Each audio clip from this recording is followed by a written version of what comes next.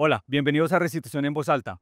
La Ley 1448 de 2011 es considerada por muchos como uno de los avances más importantes que se ha dado hasta ahora en materia de la reforma agraria que tanto necesita el país. Esa ley permitió también avances, por supuesto, en restitución de tierras. Y eso también nos llevó a entender que es importante un diálogo, y así lo ha entendido también el mayor Giovanni Yule. Es importante un diálogo justamente con la rama judicial. Hoy en Restitución en Voz Alta justamente nos acercamos a esa rama de la justicia, a esa rama del Estado mejor, que nos va a ayudar a sacar estos procesos de restitución de tierra adelante. Les damos la bienvenida nuevamente. Restitución en voz alta, devolviendo la tierra, reconstruyendo la vida. Gracias por estar con nosotros. Nos ubican en X como @urestitución, en Facebook e Instagram como @restitución de tierras y en YouTube como @restitución tierras. Y hoy le hicimos la invitación justamente a una persona que conoce muchísimo, que ha trabajado muchos años, ya me corrigió que no son tantos como yo pensaba.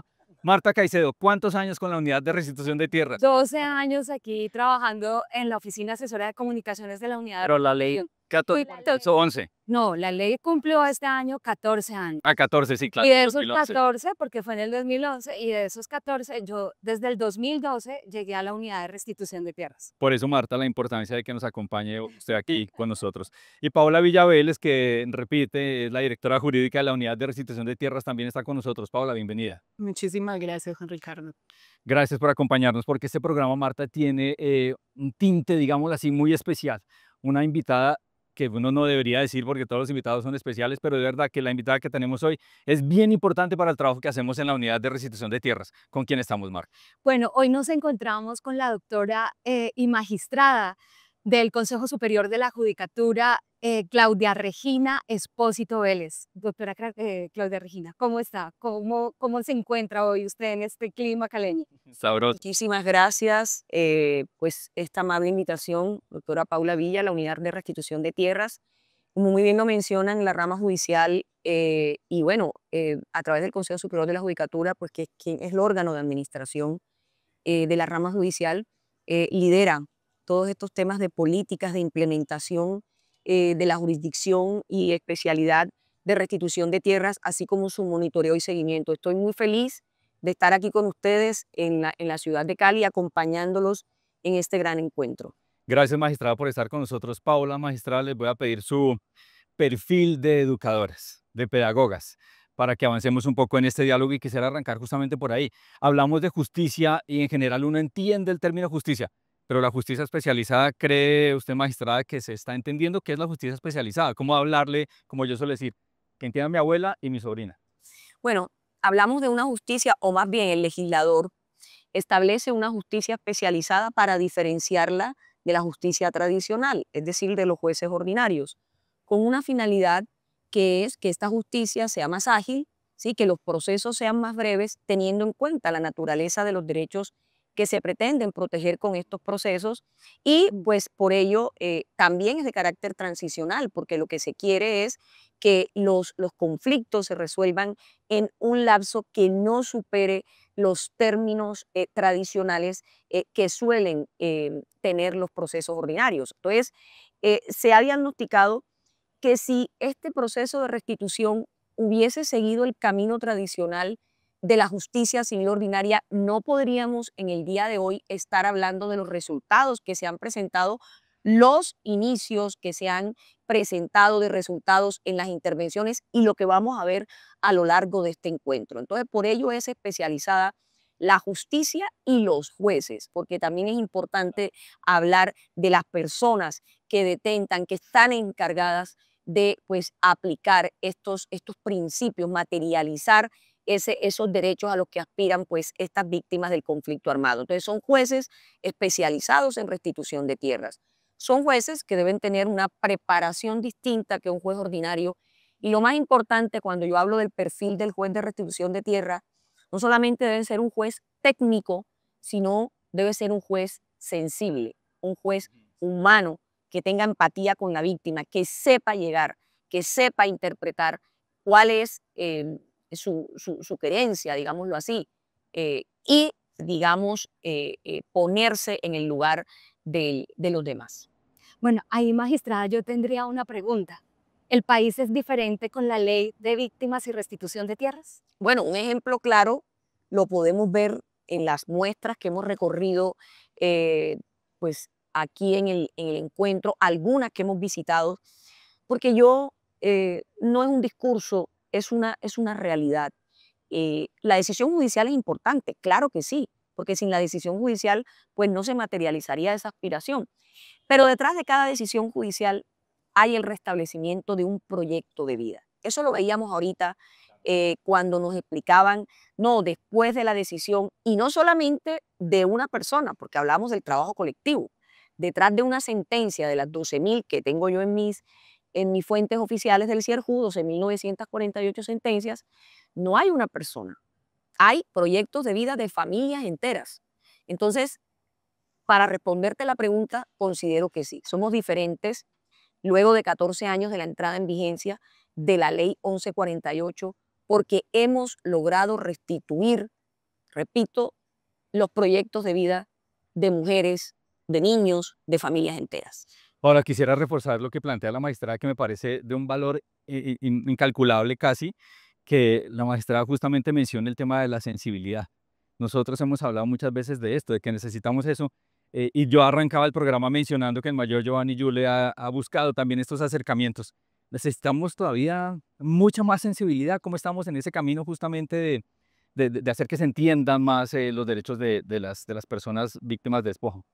Bueno, en este encuentro tenemos presencia de jueces, juezas, magistrados, magistradas, procuradores, procuradoras, servidores públicos de la Unidad de Restitución de Tierras, entidades con el deber del cumplimiento de las sentencias judiciales.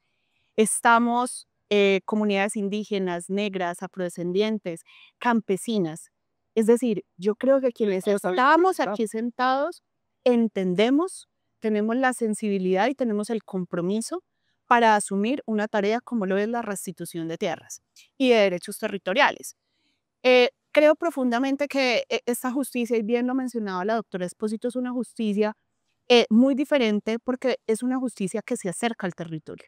Ver a los jueces, a los servidores públicos en una diligencia de inspección judicial, donde tenemos las botas puestas, donde vamos en mula, donde llegamos por el río, donde efectivamente tenemos que hacer caminatas de largas horas a grandes temperaturas, pero que además tenemos esa capacidad justamente de acercarnos al entendimiento de lo que ha significado el conflicto armado para la víctima, es fundamental y creo que lo ha sido. Hola, la sentencia T-120 del año 2024 emitió la Corte Constitucional. De algún modo también es, casi que podríamos considerarlo como un llamado de atención, pero también un empujón, que ya escuchamos a la magistrada en un segundo, pero desde aquí, desde la Unidad de Restitución de Tierras, ¿cómo se recibe esta sentencia?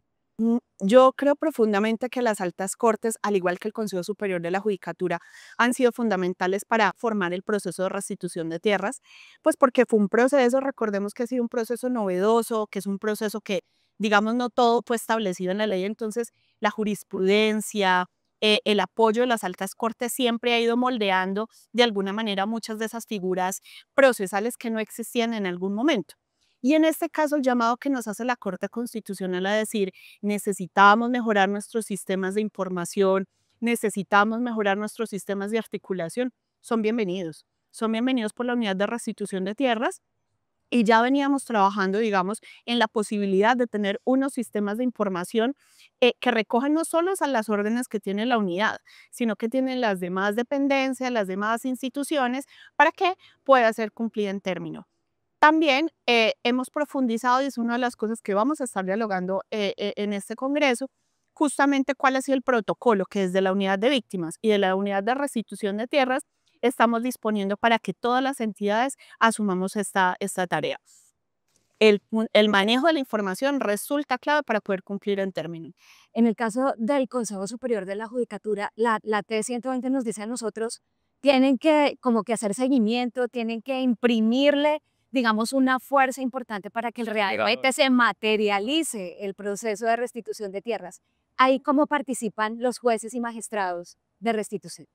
Bueno, quisiera mencionar que pues esta orden, porque son órdenes los que imparte la Corte Constitucional, frente a un caso concreto que fue pues un caso de congestión en un despacho judicial, pero es una sentencia de tutela que no solamente impactó al caso de congestión de ese proceso, sino que la Corte allá aprovechó para hacer un análisis o un diagnóstico de cuál era esa situación de congestión a nivel nacional.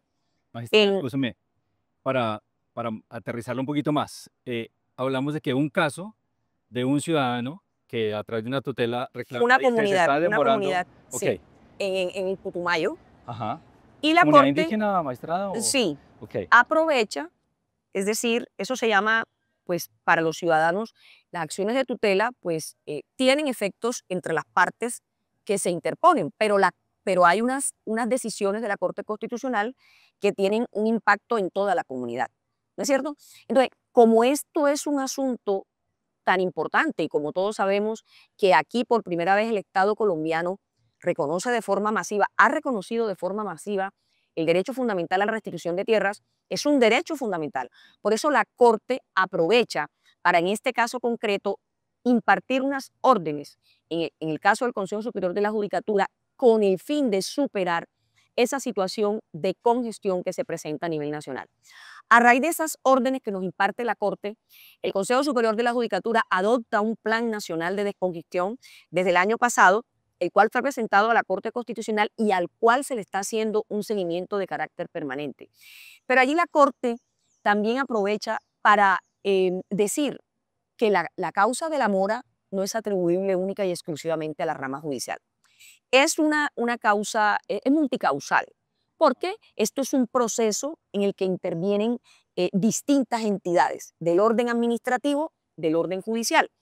Pero en lo que a nosotros respecta y a la pregunta que nos hacía Marta, nuestros jueces están involucrados en la ejecución de ese Plan Nacional de Descongestión, porque uno de las, digamos, reparos que hacía la Corte en esa decisión judicial era el de la formación. La formación y el tema de los sistemas de información, mejorar esos sistemas de información, no solamente aumentar la oferta judicial, sino que estos dos temas, pues consideró que eran importantes para superar esa situación. Nosotros venimos adelantando una serie de reuniones con nuestros jueces precisamente para levantar una información y establecer qué es lo que se requiere precisamente para nosotros implementar esa mejora en los sistemas de información. Y con el tema de la capacitación lo hacemos de manera permanente con nuestra Escuela Judicial Rodrigo Lara Bonilla y hemos programado pues unos conversatorios, ya hemos hecho un diplomado y lo más importante de todo esto, que yo también lo mencioné en la intervención que hice pues en la apertura del evento, es que nosotros tenemos una oferta permanente disponible en nuestra página web de la rama judicial sobre ciclos de capacitación en restitución de tierras. Bueno, y ahí, directora, ¿cómo entra a operar y cómo se habla, digamos, nosotros como parte ejecutiva del Estado con la rama para lograr fortalecer este proceso de restitución de tierra? Bueno, lo primero es que hemos mantenido un diálogo permanente. Con el Consejo siempre hemos tenido las puertas abiertas y eso, digamos, se lo agradezco personal y profesionalmente a la doctora Expósito. Los espacios, por ejemplo, de capacitación en los que ellos intervienen siempre somos convocados. A su vez, nosotros los diálogos también siempre los hemos convocado. Tenemos también la posibilidad de tener unos convenios de trabajo para fortalecer por ejemplo, la justicia digital. O sea, la justicia digital en materia de restitución es uno de los grandes avances que en la materia nosotros tenemos incluso la posibilidad de hacer una radicación de manera digital y eso es posible justo a este ejercicio de diálogo permanente y sobre todo poder tener estas posibilidades de plantear las dificultades, las posiciones, como decía la doctora Expósito, reconocemos que los asuntos que corresponden a la etapa judicial y al posfallo y las dificultades o cuellos de botella que así se puedan presentar son estructurales, son multicausales, pero yo también siempre hago un llamado a reconocer las bondades y las características de un proceso de restitución. Yo no me imagino un país como Colombia hoy sin el proceso de restitución. Las posibilidades de haber que las personas hayan retornado a sus tierras, lo hemos dicho siempre en el programa, que las personas digan que volvieron a la cuna de sus hijos, que las personas puedan advertir que sus proyectos de vida volvieron a nacer, no habría sido posible a través de la justicia ordinaria. No teníamos mecanismos ni normas que nos permitieran llegar hasta allí. Digamos, estamos cumpliendo 20 años de justicia y paz que ha sido una justicia fundamental para abrirnos caminos en términos de la información, de la verdad y todo eso, pero en la que ella ha sido también consciente que ha avanzado en el 10% de todos los hechos de los que conoce, ¿sí? Luego, después de justicia y paz, en términos de justicia transicional, vino restitución de tierras y hemos estado hablando de más de 17.000 casos en los que hoy en día cuentan con sentencia en nuestro país. Entonces, creo que así como reconocemos las dificultades, también nos merecemos como sociedad, como país, como entidades involucradas, también reconocer las ventajas, las bondades que ha tenido el proceso de restitución para cambiar la vida de las personas. Y si entendemos eso, yo creo que también nos permitimos poder establecer algunas estrategias que puedan agilizar el proceso en los 6 años que nos quedan de la ley. Magistrada, usted que ha sido siempre tan comprometida justamente con el avance de la restitución y con estas luchas que se dan desde las comunidades, si hoy tuviera una varita mágica, ¿dónde la aplicaría? ¿Qué haría? Bueno, te adelanto, y bueno, también es una cuña, aprovecho, como dicen ustedes los periodistas, o una chiva, que pues nosotros en el Consejo Superior, bueno, mi despacho que lidera el tema de restitución de tierra también organizamos un encuentro nacional de restitución de tierra donde nos sentamos a hablar los actores, precisamente pues para no solamente establecer o identificar esas dificultades, sino la manera de solucionarlas. Y en ese encuentro que vamos a tener, sin decir que ya, como lo mencionó la doctora Paula, de manera constante nos relacionamos institucionalmente. Allí se va a tratar el tema, lo hemos mencionado, lo hemos denominado a ese encuentro, diálogo nacional y articulación institucional. Yo pienso que ese es digamos, la varita mágica me serviría como para articular. Esa sería como, ¿por qué? Porque el juez hace su labor, una vez le llega, pues ustedes saben que esto es un proceso que tiene 2 fases, la fase administrativa y la fase judicial. Una vez el juez emite su fallo, deben ser ejecutadas esas órdenes impartidas por el juez, precisamente para restablecer esos proyectos de vida, y en eso el Estado es el que tiene, digamos, esa oferta para las víctimas, para que se puedan restablecer.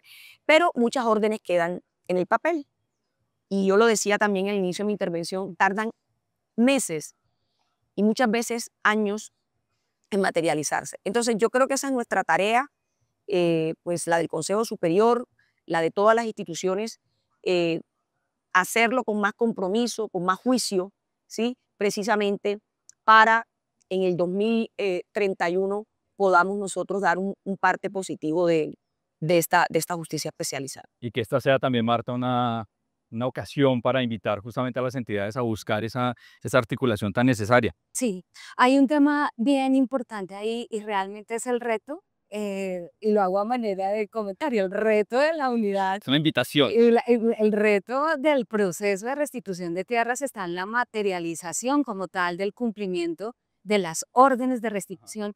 Y ahí yo sí quisiera hacerle una cuñita a la directora Paula, porque hay un tema que es el observatorio. Ajá. Y el observatorio genera una información muy importante que yo creo que es un análisis clave, es un análisis clave e importante, digamos, en el análisis de las sentencias de restitución, que tanto le sirve al Consejo Superior de la Judicatura como a todas las entidades que están vinculadas. Entonces sí sería interesante que pudiéramos hablar un momentico de eso, porque hemos hablado mucho del punto del análisis y de la articulación. En fin, creamos el Observatorio Jurisprudencial porque creemos que necesitamos también una versión reflexiva del proceso de restitución de tierras, pero además también reconocer la verdad y la memoria que hay en estas más de 12.000 sentencias que mencionaba la doctora Expósito. Allí hay una realidad, allí hay unos hechos plasmados que el país debe conocer. Entonces, a través del observatorio, que digamos funciona a través de una inteligencia artificial que diseñamos para que pueda hacer una lectura de cuáles son los pronunciamientos de los jueces, cuál es la implementación del enfoque de género, cuáles son los terceros que se pueden presentar, qué tanto analiza, digamos, las presunciones, es decir, como todos los elementos que hay en una sentencia, y con eso expedimos también unos boletines que nos permiten reconocer cuál es esa realidad. Estamos hoy lanzando el tercer boletín, el primero, el tercero. Claro, es que era hoy, es hoy el lanzamiento. Entonces tenemos uno en materia de género, tenemos uno en materia de los terceros económicos que hay en las sentencias y hoy vamos a hacer uno sobre el enfoque socioambiental en las sentencias. Entonces yo creo que hay todos unos esfuerzos de los jueces, de los magistrados, de las magistradas en plasmar la realidad allí que la teníamos silenciosa. O sea, ¿cómo es que tenemos 12.000 sentencias y no habíamos logrado sacar allí a la luz, al conocimiento público, de qué ha sido el despojo en nuestro país? Un capítulo que no hemos escrito porque todavía, digamos, nos lo hemos quedado debiendo. O sea, es tan un poco compleja la realidad en esta materia que siempre el país ha quedado como en una cuotica para decirnos cuál ha sido la realidad del despojo. Entonces el observatorio tiene esas dos funciones. Una, poder reflexionar, problematizar qué es lo que han dicho los jueces, y otra, hacer unos aportes en materia de la verdad y la memoria que hay en estos expedientes judiciales. El esquema básicamente, verdad, justicia, reparación y no repetición, hay que abonarlo en cada una de estas fases. Magistrada, no quiero despedirla porque ya me están haciendo ojos su equipo de comunicaciones, pero no quiero despedirla sin al menos una reflexión respecto a la posibilidad de que tengamos una ley que permita la restitución por vía administrativa. ¿Cuál es su mirada de este tema que es tan necesario trabajar, tan denso, que tiene tantas aristas? Bueno, em, yo creo que el juicio, el compromiso de lo que tenemos hasta, digamos, estos 14 años de evaluación de lo que ha sido la ley 1148 nos permite a nosotros afirmar que el camino que hemos iniciado no lo podemos echar por la borda.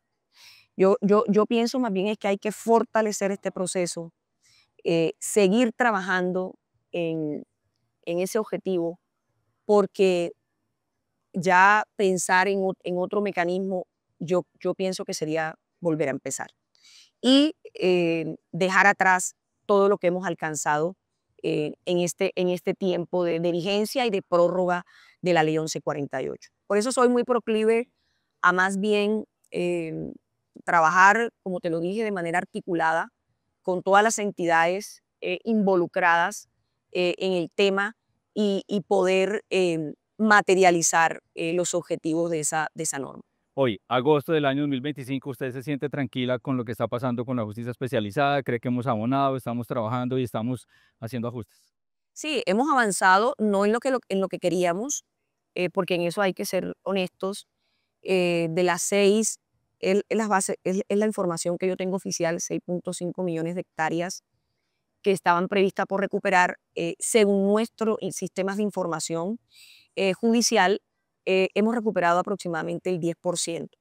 Pero entendamos que esto no es un proceso fácil, que todavía persisten en algunas zonas, hay conflicto armado que impiden muchísimas veces llegar. Nuestros jueces tienen muchas dificultades de seguridad para llegar al territorio, aunque pues lo han logrado en la mayoría de las ocasiones. Y por otro lado, la mayor talanquera o límite es esa falta de articulación institucional que nos ha impedido materializar las decisiones. Pero sí, yo creo que el balance es positivo porque yo considero que con un proyecto de vida y una familia que se restablezca después de ese despojo tan violento que pues sufrieron las víctimas rurales, campesinos, afros, indígenas, y eso que la tarea se ha hecho. Magistrada, muchas gracias. Magistrada Claudia Regina Espósito, magistrada del Consejo Superior de la Judicatura, gracias por estar con nosotros, magistrada, y especialmente por estar dispuesta a abrir estos canales de diálogo, este trabajo mancomunado y también abanderar muchas de estas tareas. Gracias nuevamente, magistrada. Muchísimas gracias a ustedes, Marta, Juan, doctora Paula, por la invitación. Y bueno, como ustedes saben, el Consejo Superior de la Judicatura está siempre en la tarea de apoyar, de acompañar y de, digamos, ser parte activa en la consecución de los objetivos de la ley. Se necesita mucho. Paula Villa, directora jurídica de la Unidad de Restitución de Tierras. Gracias nuevamente por la compañía, Paula. No, a ustedes por la invitación. Paula, brevemente, estamos en el Congreso. Cuéntenos algo del Congreso, por favor, que tiene lugar en este momento aquí en la ciudad de Cali. Bueno, nos encontramos 5 y 6 en Cali. Estamos hablando justamente de cuáles son los avances y cuáles son los retos de la restitución y los derechos territoriales al 2031. Ya hemos dicho, nos quedan 6 años.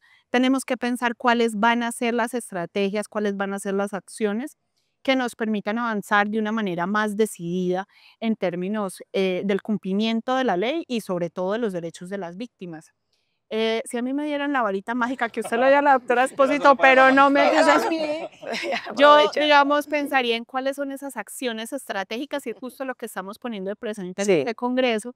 Y esas acciones estratégicas para mí están en entender de una manera mucho más eficiente. No tenemos tiempo, no tenemos muchos más recursos, aunque lo seguiremos buscando, pero creo que hay que encontrar esa manera. Para nosotros el ejercicio de entender de manera territorial la restitución, entender lo colectivo y sobre todo de entender cuáles han sido sus daños más allá de lo individual que se ha generado, es la manera de poder avanzar. Entonces creo que ahí hay un reto muy importante que es de lo justo de lo que vamos a estar hablando, de cuáles han sido esas identidades, esas poblaciones que se han visto afectados de una manera particular, las mujeres que nos va a acompañar la doctora Espósito, pero también las comunidades indígenas, las comunidades negras, cuál es digamos, ese enfoque también de trabajo en términos del entendimiento del sujeto campesino como un sujeto político, como un sujeto colectivo también en nuestro país. Son todos estos asuntos, cuál es, por ejemplo, la forma en que venimos midiendo los predios, que es una de las grandes dificultades que nos pasa en la etapa judicial. Sí. Los jueces, digamos, por ejemplo, en Antioquia todo el tiempo nos dicen, hay un error. Eso significa que la metodología que estamos usando no es quizás la más adecuada, a pesar que nos creímos todos que era la manera idónea. ¿Cuáles son esas otras posibilidades? Y ajustes.